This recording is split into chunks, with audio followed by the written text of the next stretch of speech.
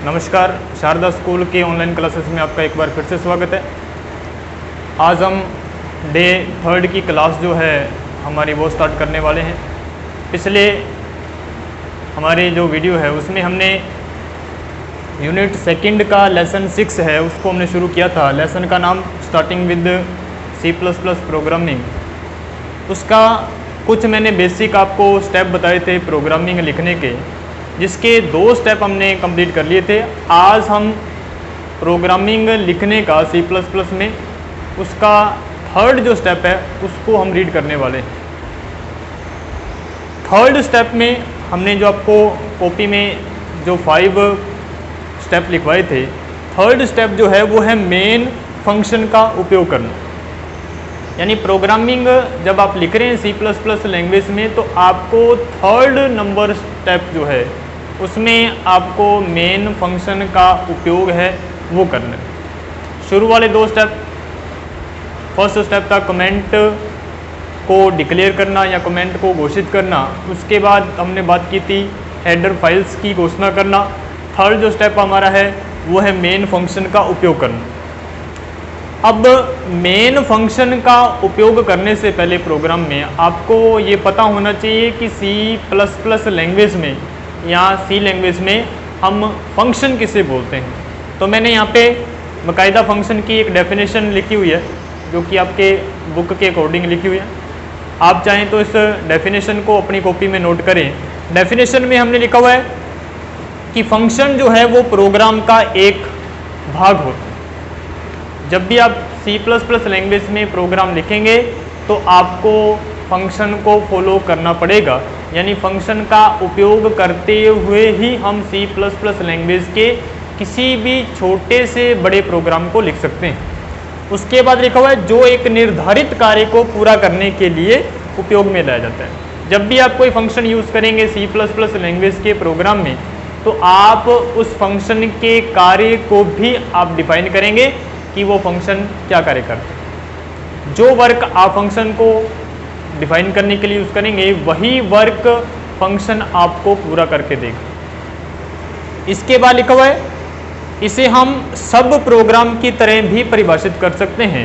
यानी आप ये बोल सकते हैं कि जो फंक्शन होता है वो C++ लैंग्वेज के प्रोग्राम का एक सब प्रोग्राम होता है, यानी एक छोटा प्रोग्राम होता है। यानी फंक्शन से मिलकर ही C++ लैंग्वेज के प्रोग्राम की रचना होती है। ये तो रही एक डेफिनेशन, एक साधारण एक सिंपल फंक्शन की। क्योंकि जब तक आप फंक्शन को परिभाषित नहीं कर पाएंगे तब तक आप ये नहीं समझ पाएंगे कि मेन फंक्शन क्या होता है। इसको मैं एक एग्जांपल के माध्यम से भी आपको बताना चाहूँगा कि रियल में फंक्शन होता है क्या है, फिर आप आसानी से समझ सकेंगे कि मेन फंक्शन क्या है और इसका कार्य क्या है।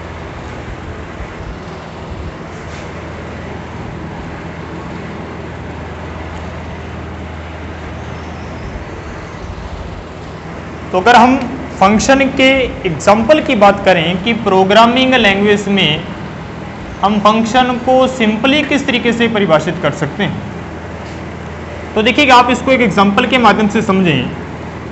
हमने एक सर्किल बनाया, हम पूरे सर्किल को ये मान के चलें कि ये हमारा प्रोग्राम, हम पूरे सर्किल को एक प्रोग्राम मान के चल रहे हैं।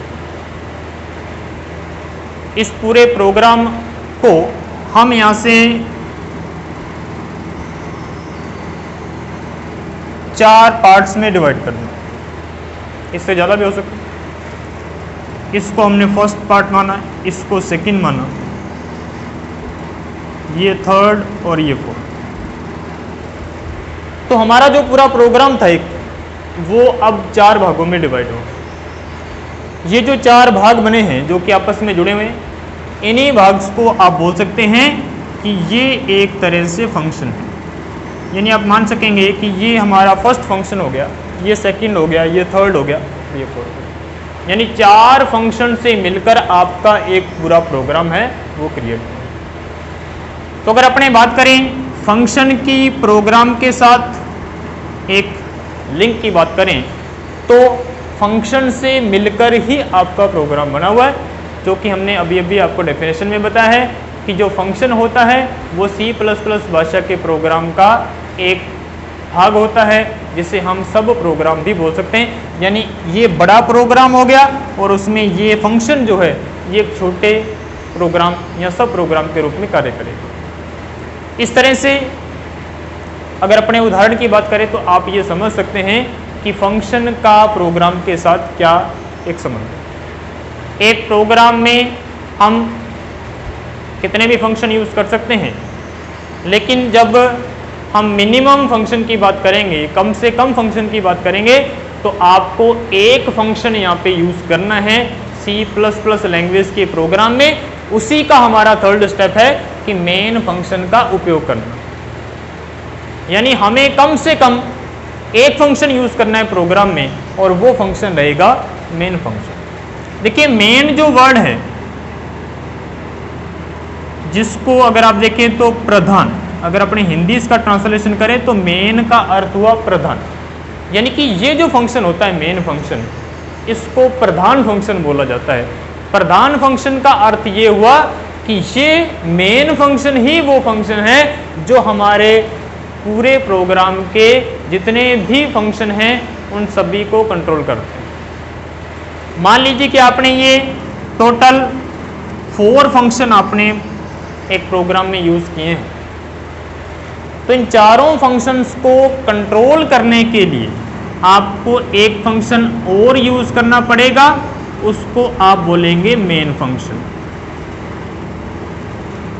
यानी कि बिना मेन फंक्शन के ये मान लीजिए 4 आपके फंक्शन हैं, ये वर्क नहीं करेंगे।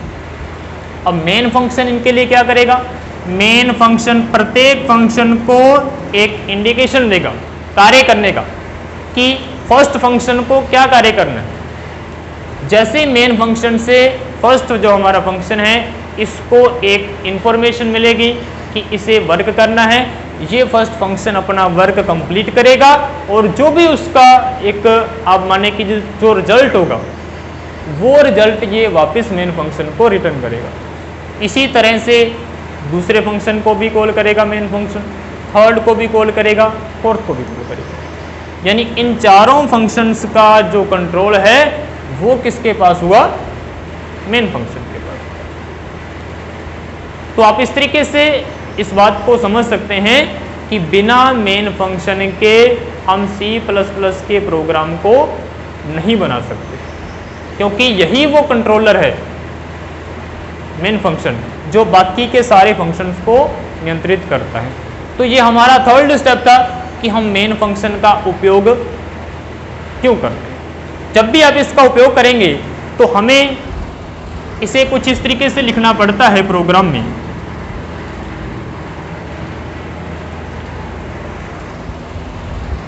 जब आप इसका यूज़ करेंगे C++ लैंग्वेज के प्रोग्राम में तो आप इसको वॉइड मैन के रूप में, यानी हम इसको लिखेंगे वॉइड मैन।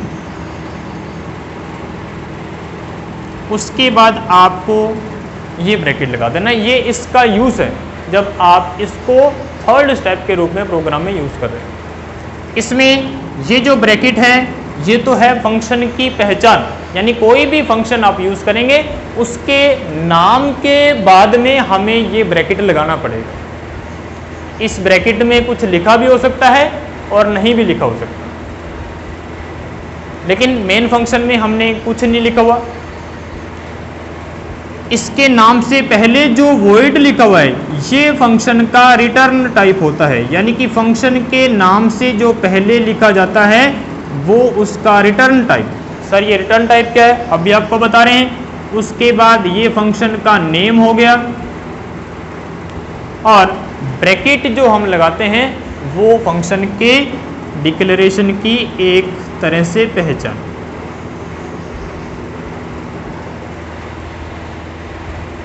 अब रिटर्न टाइप की बात करें तो रिटर्न टाइप जो होता है वो किसी भी फंक्शन के द्वारा हमें प्रदान की गई वैल्यू होती है, यानी कि फंक्शन अपना वर्क पूरा करने के पश्चात जब भी किसी फंक्शन को वर्क दिया जाता है तो वो फंक्शन अपना वर्क पूरा करता है और जो उसको कार्य दिया जाता है वो कार्य पूरा करके हमें कुछ ना कुछ उसका रिटर्न करेगा। लेकिन मेन फंक्शन जो है वो वॉइड प्रकार का, वॉइड बोलते हैं शून्य को, वॉइड का अर्थ होता है शून्य, यानी कि मेन फंक्शन किसी भी प्रकार का जो डेटा है वो रिटर्न नहीं कर रहा। कारण क्योंकि मेन फंक्शन सभी फंक्शंस का हेड फंक्शन होता है, बाकी सारे फंक्शन इस मेन फंक्शन को रिटर्न करते हैं। ये वॉइड यानी शून्य प्रकार का डेटा है वो रिटर्न करता है, क्योंकि ये सभी फंक्शंस का हेड फंक्शन है। इस तरीके से आप इसको प्रोग्राम में लिख के यूज कर सकते हैं। अब हम इसका जो स्टेप नंबर 4 है, जो काफी इंपॉर्टेंट है, उसकी अपने बात करेंगे। तो जो हमारा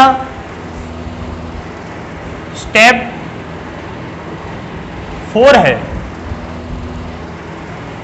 स्टेप 4 में आपको लिखवाया गया था कि सी आउट तथा सी इन ऑब्जेक्ट्स का उपयोग करना।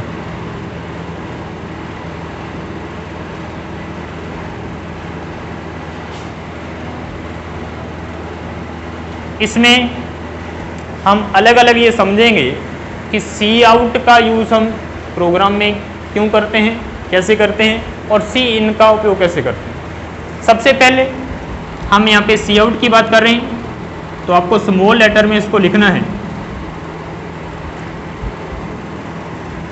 ये एक ऑब्जेक्ट है,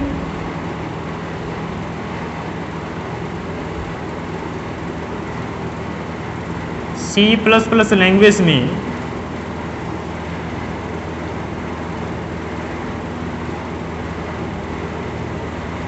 एक ऑब्जेक्ट है जो कि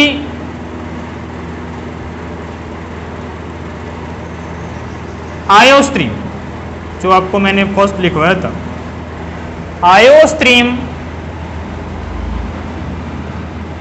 हेडर फाइल में परिभाषित है।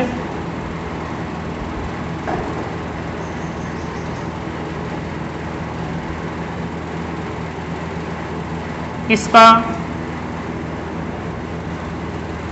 मुख्य जो कार्य होता है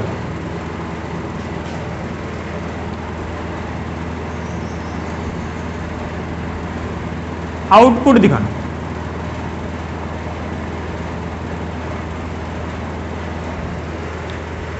यानी कि जो हमारा सी आउट ऑब्जेक्ट है, जिसको कि आप मेन फंक्शन के पश्चात यूज करेंगे, उस सी आउट का जो कार्य है वो आपको आउटपुट दिखाना होता है।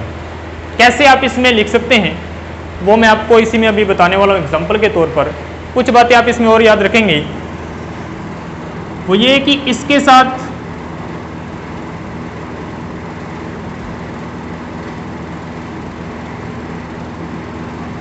हम एक ऑपरेटर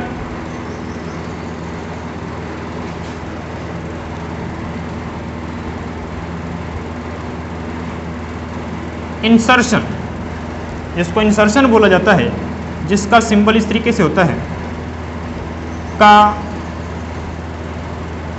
उपयोग करते हैं।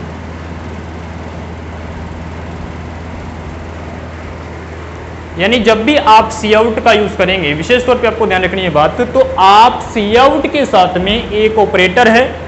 ऑपरेटर आपको याद होगा, हमने 11th क्लास में पढ़ा है।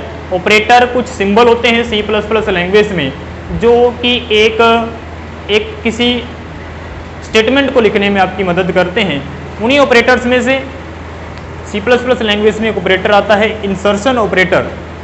उस ऑपरेटर को आपको सी आउट के साथ में यूज करना है। और ये जो पूरी स्टेटमेंट बनेगी, यानी आपको सी आउट लिखना है, उसके बाद आपको ये इंसर्शन ऑपरेटर का सिंबल है ये उसके साथ में लगाना है, फिर आपको कुछ भी लिखना है, तो वो जो स्टेटमेंट बनेगी वो आपको आउटपुट दिखाने में काम करेगी मॉनिटर स्क्रीन पर।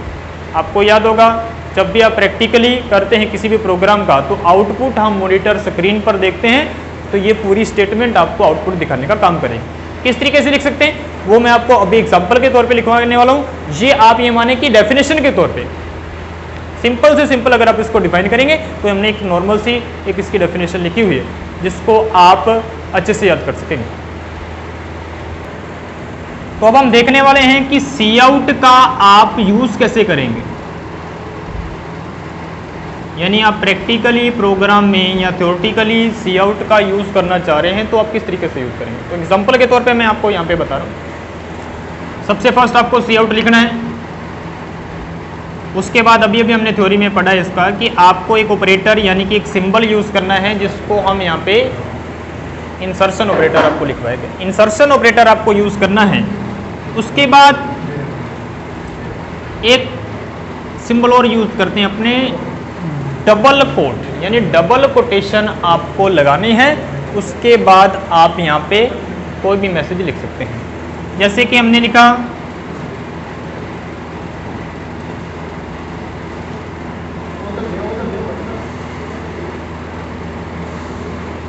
मान लीजिए कि हमने ये मैसेज लिखा है,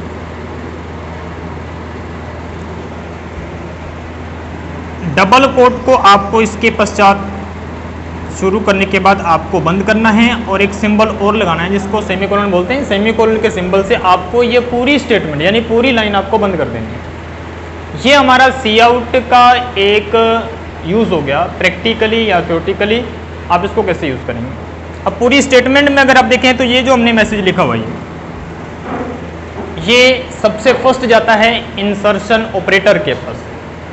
इंसर्शन ऑपरेटर इसको भेजता है सी आउट के पास, और सी आउट का जो कार्य हुआ वो ये कि जो भी आपने स्टेटमेंट लिखी हुई है वो स्टेटमेंट आपको मॉनिटर स्क्रीन पर आउटपुट के रूप में दिखाए, यानी कि ये पूरी की पूरी लाइन कंपाइलर के द्वारा इस सी आउट की सहायता से मॉनिटर स्क्रीन पर आपको दिखाई देगी इस तरीके। अगर आप इसको और भी यूज करना चाह रहे हैं तो एक दूसरा टाइप भी है इसका यूज करने का। मान लीजिए कि इसका फर्स्ट टाइप है, एक सेकंड टाइप में अगर आप इसको यूज करना चाहें तो मान लीजिए कि हमने लिखा सी आउट, उसके बाद आपको इंसर्शन ऑपरेटर यूज करना है। मान लीजिए कि हमने लिख दिया ए, सेमीकोलन का सिंबल लगा दिया। अब इसमें और इसमें अगर अपने डिफरेंस की बात करें तो यहां हमने डबल कोट सिंबल का यूज किया था, यहां पे नहीं कर रहे, तो ये भी इसका एक तरीके से यूज है सी आउट का। तो हम यहाँ पे ये जो ए लिखा हुआ है इसको हम मानेंगे कि ये हमारे एक तरीके से वेरिएबल है जिसके पास कोई ना कोई वैल्यू हो। इस ए की वैल्यू को, ए में कोई भी वैल्यू हो सकती है क्योंकि वेरिएबल है और वेरिएबल में हम कोई भी वैल्यू स्टोर करवा सकते हैं। तो इस वेरिएबल में कौन सी वैल्यू है ये आप सी आउट की सहायता से ही ज्ञात कर सकते हैं कि ए के पास क्या वैल्यू है। तो ए के पास जो भी वैल्यू होगी वो आपको ये सी आउट आउटपुट के रूप में दिखा देगा। और आप यूज करना चाह रहे तो आपने लिखा सी आउट, एक से ज्यादा वेरिएबल भी आप लिख सकते हैं। मान लीजिए मैंने लिखा एक्स वाई और जेड, ये भी एक सी आउट का यूज हो गया। इसमें हमने तीन तीन वेरिएबल लिखे हुए हैं तो आप एक से ज्यादा वेरिएबल भी सी आउट के साथ लिख सकते हैं। यहां हमने सिंगल वेरिएबल लिखा, यहां हम तीन वेरिएबल लिख रहे हैं। तो अब सी आउट का कार्य क्या है कि एक्स की वैल्यू, वाई की वैल्यू और जेड की, यानी तीनों में क्या वैल्यू है वो आउटपुट में दिखाने का काम जो है वो ये सी आउट करने वाला है। तो इस तरीके से आप बेसिक अगर अपने यूज की बात करें तो आप सी आउट को प्रोग्राम में आउटपुट देखने के लिए यूज कर सकते हैं। चाहे वो कोई आपकी स्टेटमेंट हो, चाहे कोई वेरिएबल की वैल्यू आपको देखनी है तो आप सी आउट का यूज करेंगे। अभी हम बात करेंगे सी इन, जो कि हमारा सेकंड ऑब्जेक्ट है, उसको कैसे यूज करते हैं।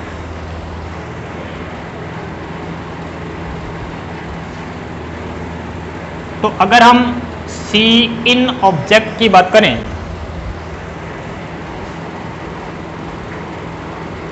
तो अब लिखेंगे इसमें भी वही कि सी जो इन है एक ऑब्जेक्ट है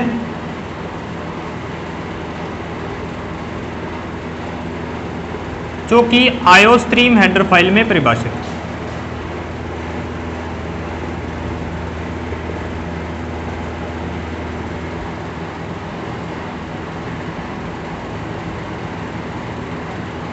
इसके साथ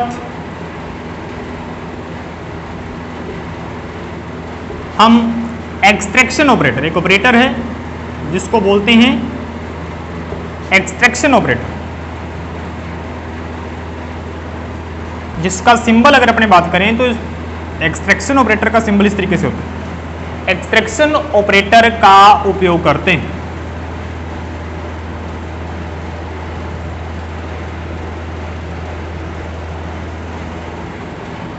इसका कार्य क्या होता है?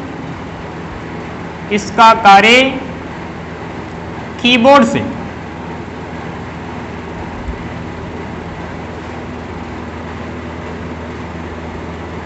इनपुट प्राप्त करना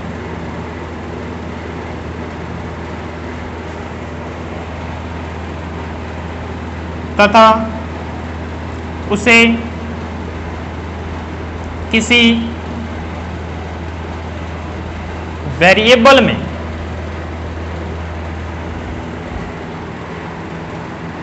स्टोर करवाना होता है।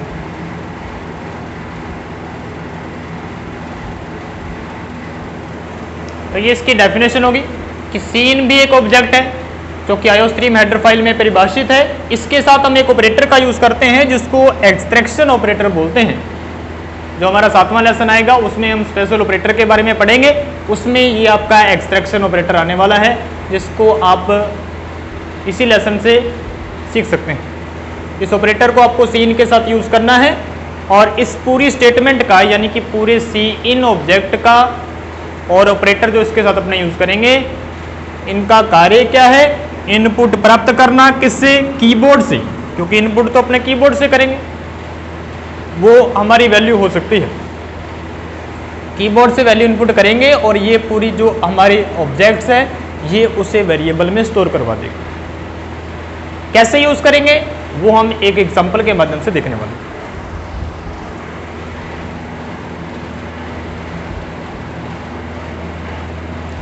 अगर एग्जांपल की बात करें तो सी इन का आपको यूज करना है, तो फर्स्ट आपको सी इन लिखना है, उसके पश्चात आपको एक्सट्रैक्शन ऑपरेटर का यूज करना है।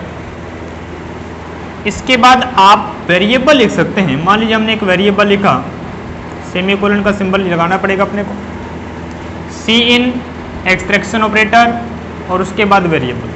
तो इस पूरी स्टेटमेंट का अर्थ ये हुआ कि आप कीबोर्ड से आप वैल्यू इनपुट करेंगे,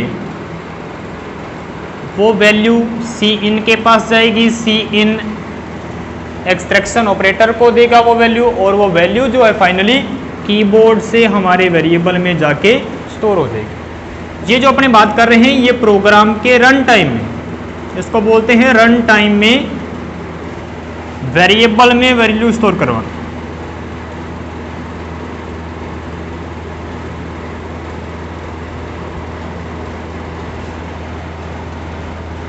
क्योंकि जब आप प्रोग्राम का आउटपुट देखेंगे जिसको बोलते हैं रन टाइम, तब आपसे वैल्यू लिखने के लिए बोला जाएगा। आप जैसे ही वैल्यू लिखेंगे वो आपके वेरिएबल में जाके स्टोर हो जाएगी। सेकेंडली अगर आप यूज करना चाहें तो आपने मान लीजिए लिखा सी इन, उसके बाद मान लीजिए आपने लिखा एक्स वाई और जेड। इस पूरी लाइन में हमने 3 वेरिएबल यूज किए हैं, एक्स वाई और जेड। अब ये जो सी इन है वो एक्स में, वाई में और जेड में, तीनों में वैल्यू स्टोर करवाएगा। आपको 3 वैल्यू इनपुट करनी पड़ेगी। तो इस तरीके से आप सी इन को कई तरह से एक वेरिएबल के साथ भी यूज कर सकते हैं और एक से ज़्यादा वेरिएबल के साथ भी यूज कर सकते हैं। इसके पश्चात जो हमारा लास्ट जो स्टेप है यानी 5th जो स्टेप है उसकी अपने बात करेंगे। तो 5th जो स्टेप है उसमें आपको बताया गया था कि आपको getch फंक्शन का यूज करना है।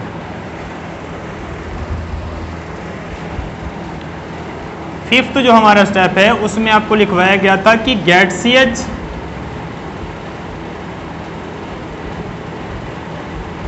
फंक्शन का उपयोग करना।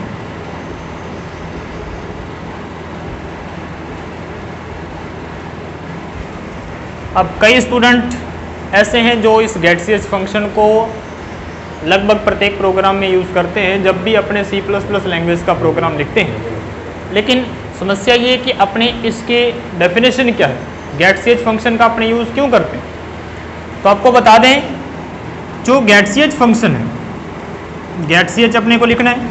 उसके बाद आपको अभी बताया गया था कि फंक्शन की पहचान है ये ब्रैकेट यूज़ करना, यानी जिस भी शब्द के लास्ट में ये ब्रैकेट है वो फंक्शन है। फंक्शन यूजर डिफाइंड भी हो सकता है और लाइब्रेरी फंक्शन भी हो सकता है। इस फंक्शन को अगर आपने देखें तो ये गेट प्लस सी एच जो यहाँ पे है वो कैरेक्टर को इंडिकेट करता है, यानी गेट कैरेक्टर।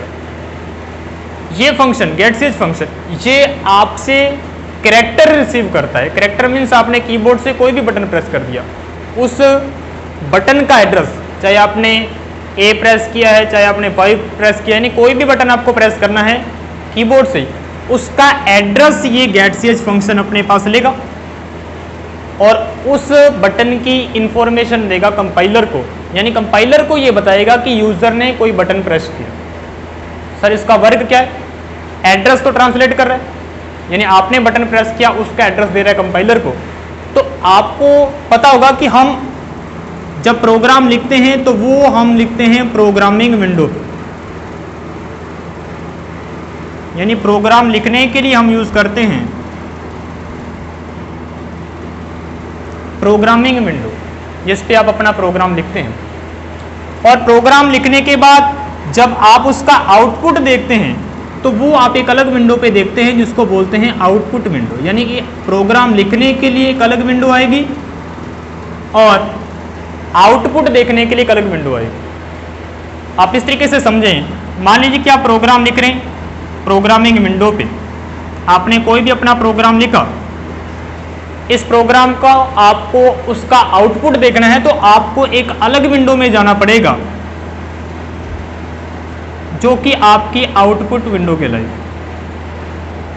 ये आपकी प्रोग्रामिंग विंडो है जिस पे आपने अपना प्रोग्राम लिखा, यहां आप अपने प्रोग्राम का आउटपुट देखेंगे। अब आउटपुट विंडो से आपको वापस, तो क्या आपने प्रोग्राम लिखा, प्रोग्रामिंग विंडो से आउटपुट विंडो में चले गए, अब यहां से आपको वापस आना है अपने प्रोग्राम में, आउटपुट विंडो से प्रोग्रामिंग विंडो में, तो आपको कीबोर्ड से कोई ना कोई बटन प्रेस करना पड़ेगा।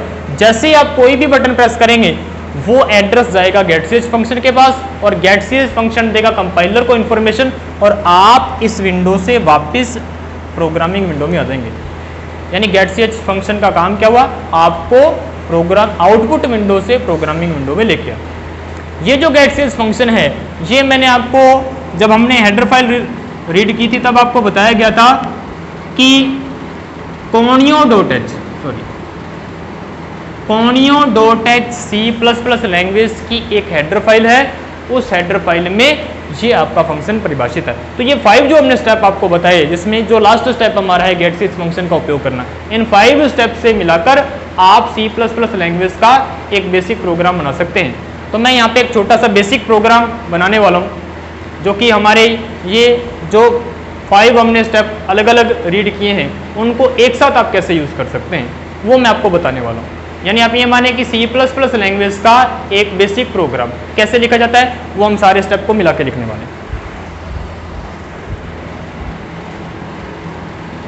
तो 5 स्टेप जो आपने लिखे हुए हैं, आप चाहे सिंगल स्टेप को अलग अलग देखें, हम फर्स्ट स्टेप से शुरू करेंगे और 5th स्टेप तक सारे यूज़ करने वाले हैं।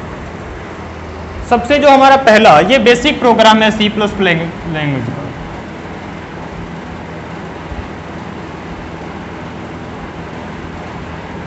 यानी C++ में आप बेसिक प्रोग्राम कैसे लिखेंगे। सबसे जो पहला हमारा स्टेप था वो था कमेंट्स की घोषणा करना। तो कमेंट्स एक ऑप्शनल वर्क है, अगर अपने प्रोग्राम की बात करें तो आप यूज़ कर भी सकते हैं और नहीं भी कर सकते। मान लीजिए अपने यूज़ कर रहे हैं सभी स्टेप को, तो हम यहाँ पे सिंगल लाइन कमेंट यूज़ कर रहे हैं, जिसके लिए मैंने आपको सिंबल बताया था, डबल स्लैश का सिंबल आपको लिखना है। आप यहाँ पे कोई भी मैसेज लिख सकते हैं।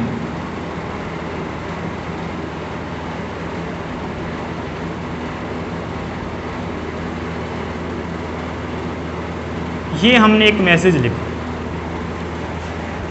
ये हमारा फर्स्ट स्टेप हुआ। इसके बाद सेकंड स्टेप था हेडर फाइल्स की घोषणा करना। तो 2 हेडर फाइल मैंने आपको बताई थी जो कि हैश का सिंबल लगा के अपने को यूज़ करनी है। तो हैश इंक्लूड लिखना है आपको। फर्स्ट जो हमारी हेडर फाइल थी वो थी iostream, तो iostream.h ये हमारी first header file. Second hash include जिसको प्री प्रोसेसर डायरेक्टिव स्टेटमेंट बोलते हैं,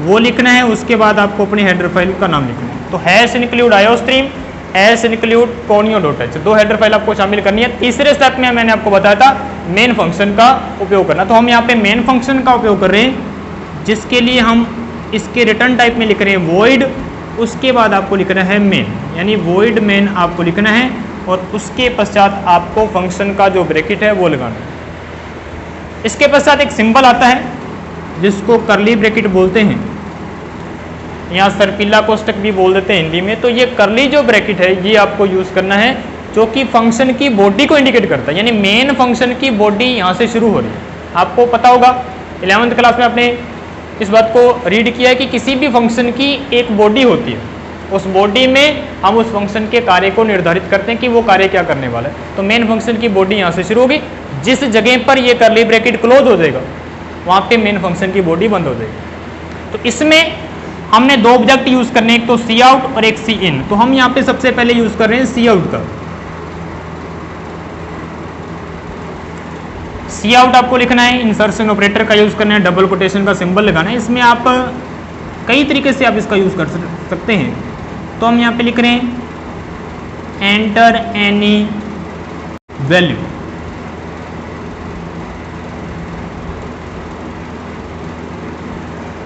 एक मैसेज आपने लिखा,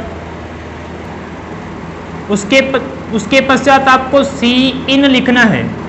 अब सी इन में आप वेरिएबल यूज करेंगे जिसमें आपको वैल्यू स्टोर करवानी है। तो सॉरी, यहाँ पे अपने वेरिएबल डिक्लेयर कर देते हैं। पहले मान लीजिए हमने वेरिएबल घोषित किया ए और बी, 2 हमारे पास वेरिएबल है, इन दोनों में अपने को वैल्यू स्टोर करवानी है।